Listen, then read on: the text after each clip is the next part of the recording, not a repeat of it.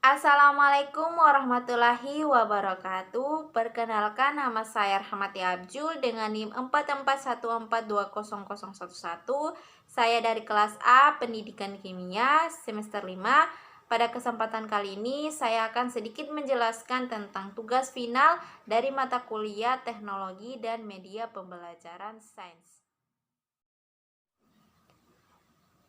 Pertama, kita harus mengetahui tentang arti teknologi dan media pembelajaran sains. Awalnya kita harus mengetahui tentang pengertian dari teknologi sendiri.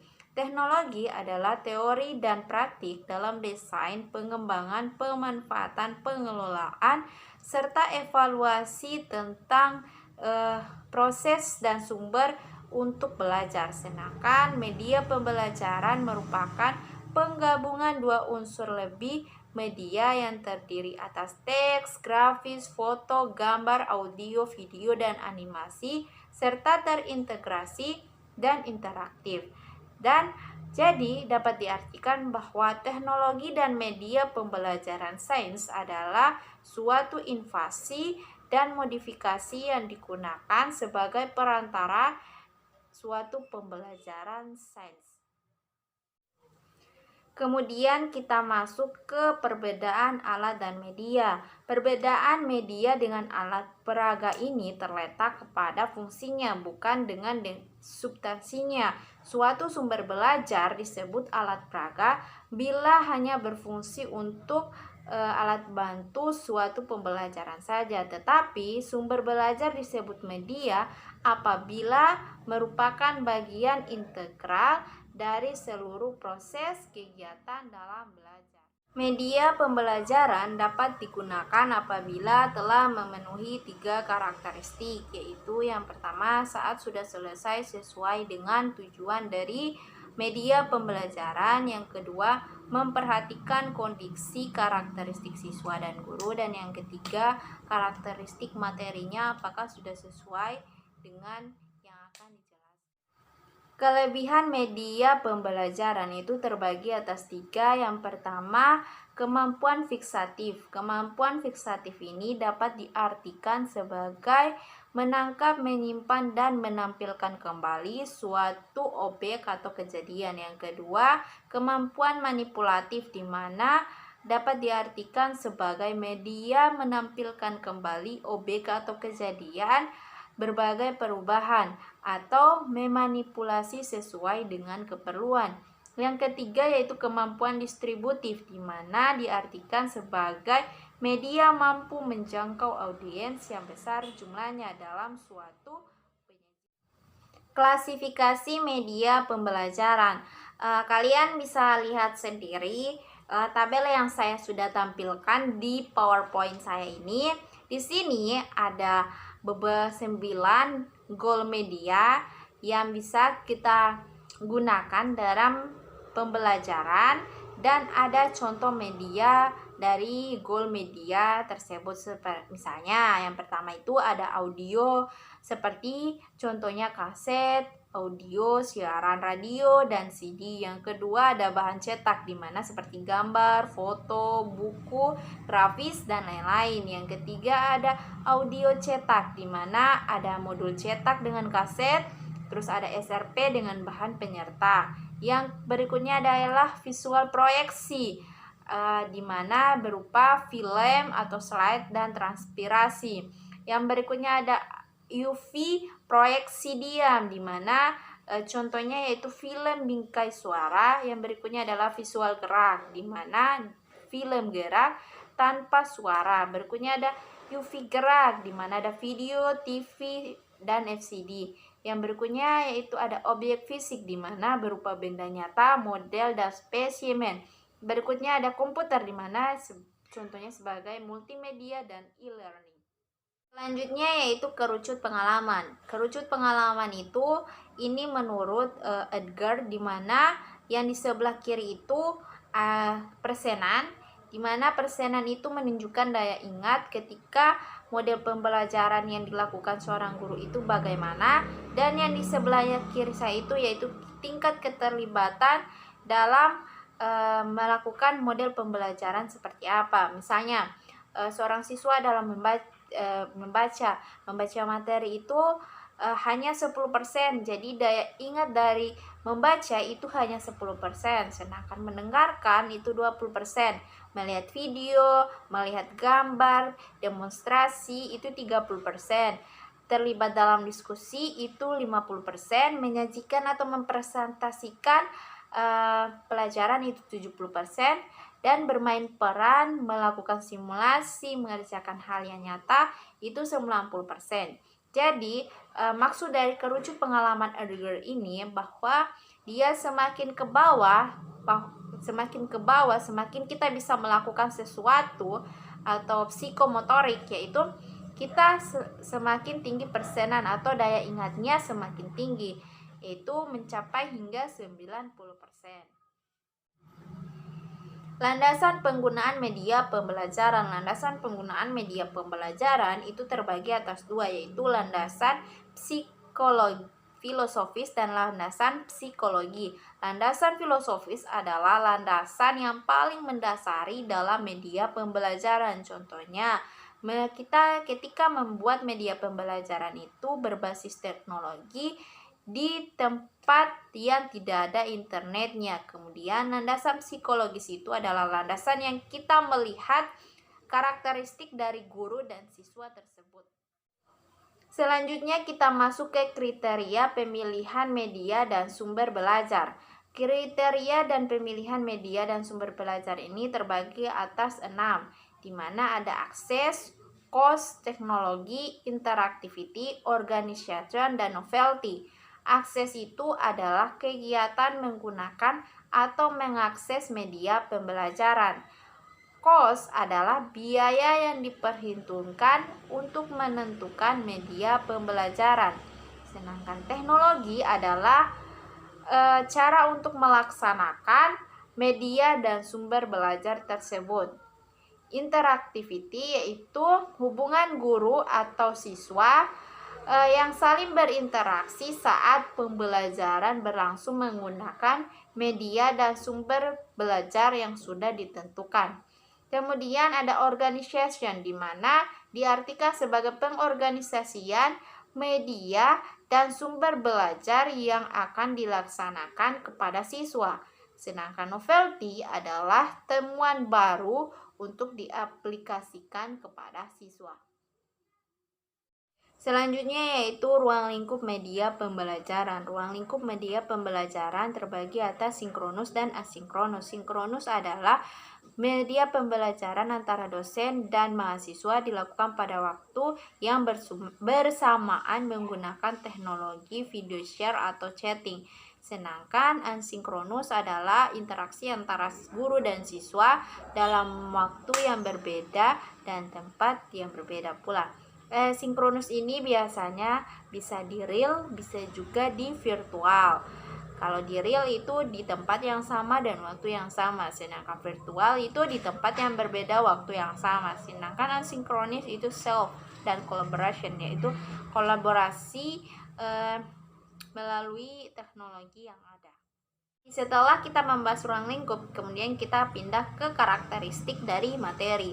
Karakteristik dari materi ini ada mikro, submikro, dan simbol. Di mana mikro ini yaitu kecil, tidak dapat dilihat, submikro itu yang agak besar, dan simbol itu adalah penengah dari antara mikro dan submikro.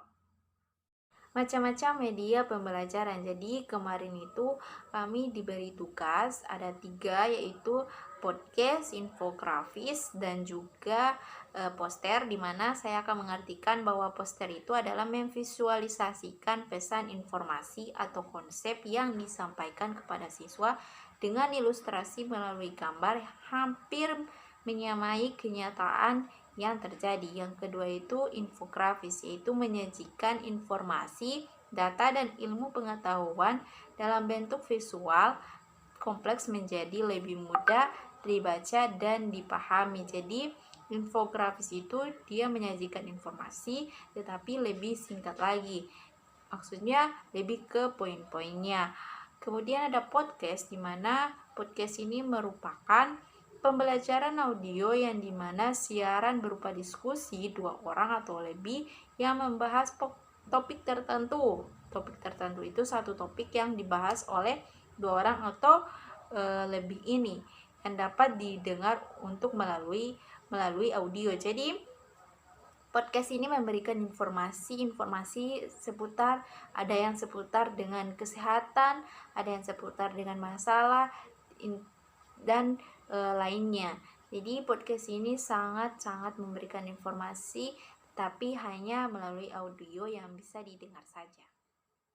Selanjutnya kita masuk ke tugas finalnya, di mana di tugas final ini ada terbagi atas 4 pertanyaan yang diberikan oleh dosen kami. Jadi pertama-tama sebelum kita masuk ke pertanyaan dari 4 tugas final ini, saya perkenalkan dulu. Media yang saya pilih adalah media audio visual. Jadi saya akan memperkenalkan sedikit tentang media yang saya pilih. Media audio visual adalah seperangkat alat yang dapat memproyeksikan gambar bergerak dan bersuara. Panduan antara gambar dan suara membentuk karakter yang sama dengan objek aslinya. Alat-alat yang digunakan dalam kategori media audiovisual ini adalah televisi, video VCD, dan Oke, kita masuk ke pertanyaan pertama dari tugas final kita. Mengapa ingin membuat media tersebut? Alasan saya memilih audiovisual yaitu yang pertama memunculkan rasa ingin tahu. Dari video yang saya tampilkan, saya mau siswa ingin tahu lebih jauh lagi tentang materi yang akan saya jelaskan nanti. Yang kedua, tidak membosankan. Saya mau siswa saya yang saya ajarkan itu tidak bosan, tidak hanya membaca buku. Biasanya para siswa itu kalau cuma hanya membaca buku dan teori-teori terus yang disampaikan biasanya lebih cepat bosan. Jadi saya menyediakan alternatif yaitu memunculkan audiovisual berupa video, di mana agar siswa memiliki ketertarikan kepada materi tersebut. Yang ketiga, mempermudah penyampaian, di mana apa yang saya sampaikan mereka tidak mengerti, mungkin melalui video yang saya tampilkan nanti, karena ada gambar yang bikin mereka menarik, itu membuat mereka lebih mengerti. Jadi mempermudah saya menyampaikan informasi yang materi yang saya sampaikan menjadi pokok bahasan nanti. Yang keempat, memastikan pemahaman, di mana dalam konsep yang saya sudah beri, mereka memastikan lagi apakah betul konsep yang saya berikan ini atau tidak. Jadi mereka akan memastikannya melalui video yang saya tampilkan nanti. Jadi itulah pendukung dari mengapa saya memilih audiovisual, media audiovisual nanti yang saya. Selanjutnya kita masuk ke pertanyaan kedua dari tugas final kita, yaitu apa materi tersebut cocok disajikan dalam bentuk program tersebut. Jadi apakah materi yang saya akan sampaikan nanti cocok untuk program media audiovisual? Materi yang cocok disajikan dalam bentuk media pembelajaran audiovisual yaitu larutan elektrolit dan non-elektrolit. Dalam materi ini, siswa mempelajari tentang daya hantar listrik, yang dimana siswa diminta untuk menyimak video yang telah diputar. Hal ini akan menambah daya ingat dari siswa ketimbang dengan hanya membaca buku teori yang berada di buku. Jadi daya ingat dari siswa itu meningkat sebanyak 30% daripada membaca buku hanya 10%.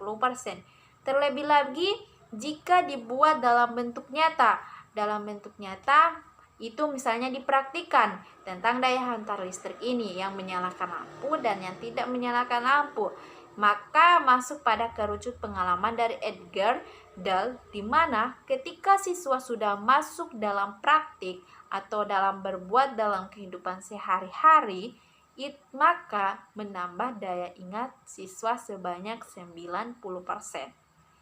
Jadi kalau misalnya